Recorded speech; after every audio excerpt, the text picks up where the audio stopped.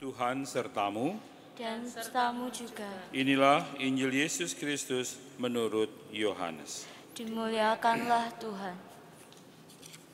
Pada waktu itu Yesus berangkat ke seberang danau Galilea, yaitu danau Tiberias. Orang banyak berbondong-bondong mengikuti dia, karena mereka melihat mujizat-mujizat penyembuhan yang diadakannya terhadap orang-orang sakit.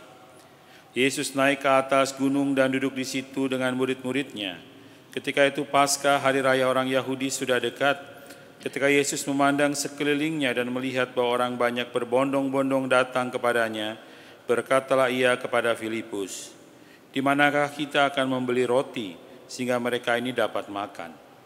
Hal ini dikatakannya untuk mencobai dia, sebab ia sendiri tahu apa yang hendak dilakukannya. Jawab Filipus kepadanya, "Roti seharga 200 dinar tidak akan cukup untuk mereka ini, sekalipun masing-masing mendapat sepotong kecil saja." Seorang dari murid-muridnya, yaitu Andreas, ya saudara Simon Petrus, berkata kepadanya, "Di sini ada seorang anak yang membawa 5 roti jelai dan mempunyai 2 ikan. Tetapi apakah artinya itu untuk orang sebanyak ini?" Kata Yesus, "Suruhlah orang-orang itu duduk. Adapun di tempat itu banyak rumput." Maka duduklah orang-orang itu, kira-kira 5.000 laki-laki banyaknya. Lalu Yesus mengambil roti itu, mengucap syukur dan membagi-bagikannya kepada mereka yang duduk di situ. Demikian juga dibuatnya dengan ikan-ikan itu sebanyak yang mereka kehendaki. Dan setelah mereka kenyang, ia berkata kepada murid-muridnya, "Kumpulkanlah potongan-potongan yang lebih supaya tidak ada yang terbuang." Maka mereka pun mengumpulkannya dan mengisi 12 bakul penuh dengan potongan-potongan dari kelima roti jelai yang lebih setelah orang makan. Ketika orang-orang itu melihat mukjizat yang telah diadakan Yesus, mereka berkata, "Dia ini benar-benar nabi yang akan datang ke dalam dunia." Karena Yesus tahu bahwa mereka akan datang dan hendak membawa dia dengan paksa untuk dijadikan raja, ia menyingkir lagi ke gunung seorang diri. Demikianlah sabda Tuhan. Terpujilah Kristus.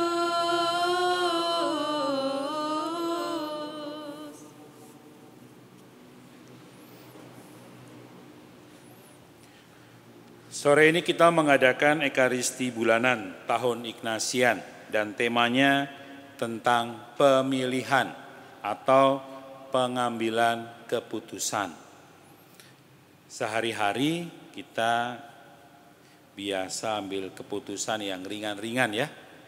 Apakah saya bangun pagi mau makan di pastoran atau keluar sebentar ke warung pojok?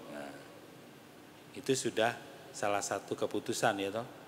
Apakah saya bangun pagi ingin mengikuti misa pagi 5:30 di sini, atau saya akan mengikuti jam 6 di sini misa pagi, atau mengikuti misa sore pukul 5:30. Itu juga suatu pilihan. Apakah setelah misa saya akan olahraga, misalnya jalan kaki atau naik sepeda, atau saya langsung pulang ke rumah, ada urusan rumah.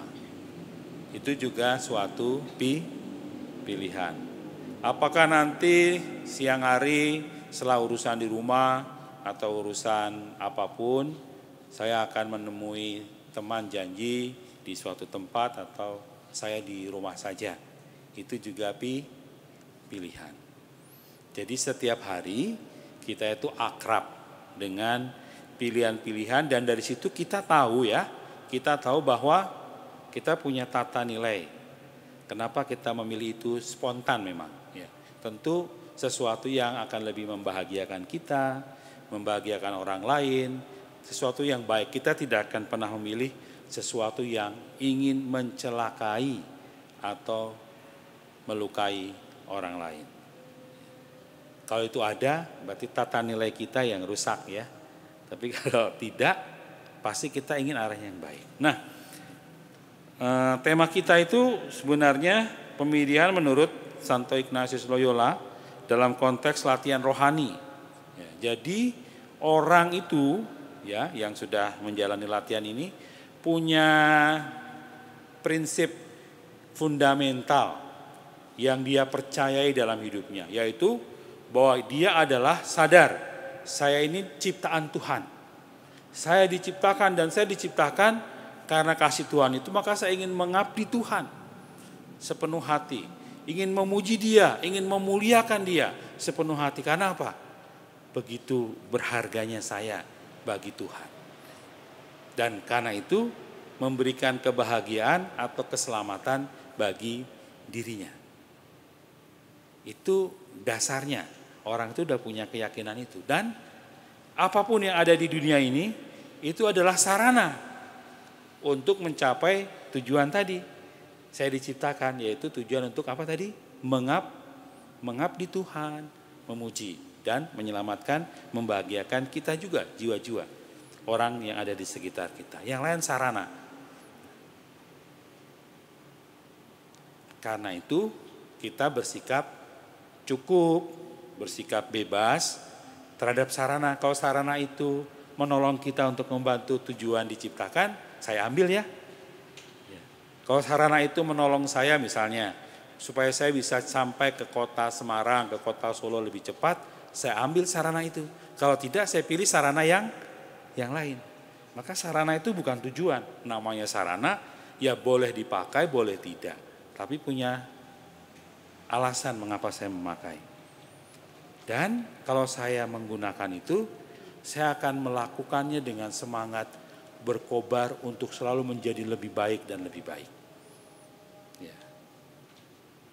Itu orang yang sudah punya semangat itu, semangat untuk mengabdi.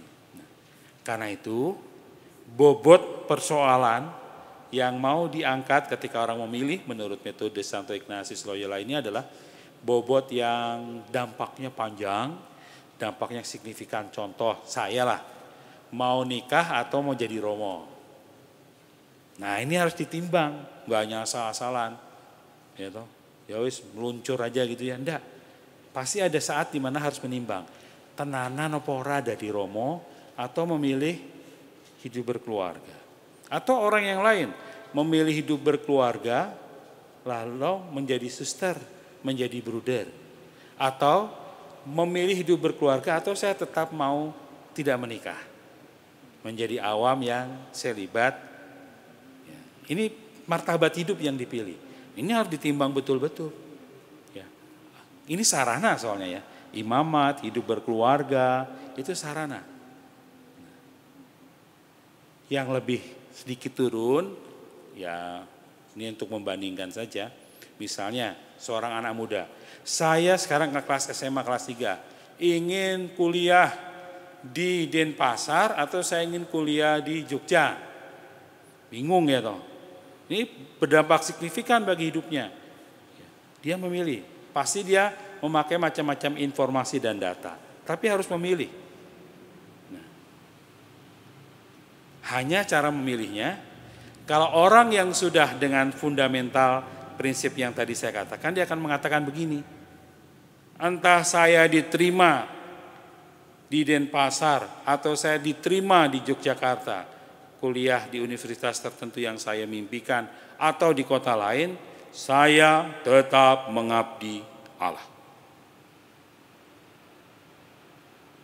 Orang yang masih goyang, prinsipnya, Tuhan, kalau saya diterima universitas di Jogja, saya pasti akan mengabdi Engkau.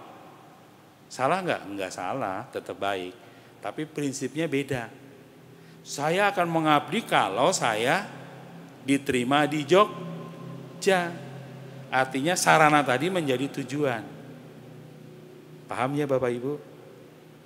Kalau yang satu, saya mau diterima tidak diterima di Jogja dan mendapati kota lain, saya tetap happy dan saya tetap memuliakan Allah dan saya tetap berusaha yang terbaik. Itu prinsipnya dalam pemilihan. Tuhan, kalau saya nanti jadi romo misal di kota baru, saya akan melayani Engkau lebih besar. Saya pengen sekali sungguh menjadi romo paroki di kota baru ini. Umatnya hebat-hebat, lucu-lucu, ya, menyenangkan. Saya akan mengabdi Engkau. Dapatnya di Wagete.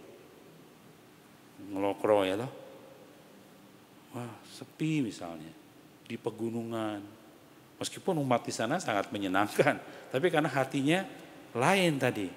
Kecuali dia mengatakan, Tuhan, dimanapun aku sebagai Romo ditugaskan, Kota Baru, Muntilan, atau Wagete, atau Nabire, Jakarta dan sebagainya, aku tetap memuliakan Engkau. Dan aku ingin happy, bahagia dengan sarana ini. Itulah yang dimaksud dengan pilihan. Kriterianya jelas, yaitu melulu untuk mengabdi Allah. Dan sarana apapun akan dipakai untuk mencapai tujuan itu. Itulah Bapak Ibu, saudara-saudari yang dimaksud dengan pemilihan dalam konteks latihan rohani Santo Ignatius. Dan di situ diberikan lagi ya kriteria kapan waktu yang paling pas, waktu pertama, waktu kedua, mungkin lain kesempatan. Ya, kalau tidak nanti ini misalnya sampai nanti malam. Ya toh, penjelasan mengenai. Tapi prinsipnya ditangkap ya. Apapun yang mau kita pilih dalam hidup sehari-hari, kita arahkan karena kita sadar bahwa saya ingin memuliakan Dia, hidup saya bahagia. Kalau ini ada, orang lain akan kecipratan, kebahagiaan dan sukacita kita, karena itu ada dalam diri kita sendiri. Amin.